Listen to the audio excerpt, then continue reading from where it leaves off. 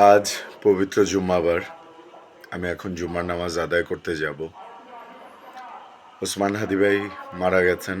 ইন্না লিল্লাহি ওয়া ইন্না ইলাইহি রাজিউন। আমরা সবাই আজকে জুম্মার নামাজে পড়ে প্রাণ ভরে আল্লাহর কাছে দোয়া করব, আল্লাহ পাক যেন ওনাকে জান্নাতুল ফেরদৌস যেন নসিব করেন, শহীদি মর্যাদা যাতে দান করেন। কিন্তু ভাই, একটা বাস্তবতা, একটা বাস্তব সত্য কি বলবো জানেন?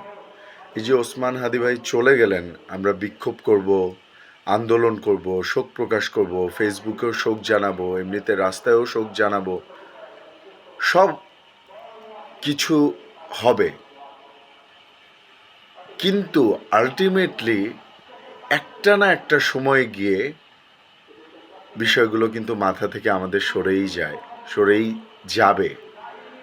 সাগররুনি হত্যাকাণ্ড সরে গেছিল না, তনু হত্যাকাণ্ড সরে গেছিল না, আবরার ফাহাদের হত্যাকাণ্ড সরে গেছিল না। হাদি ভাইয়ের উদাহরণটা এই জন্য টানলাম যে হাদি ভাইয়ের এই মৃত্যুতে যদি সর্বোচ্চ, সবচেয়ে বেশি যদি ক্ষতিগ্রস্ত কেউ হয়ে থাকে, সেটা হয়েছে তার স্ত্রী, সেটা হয়েছে তার সন্তান,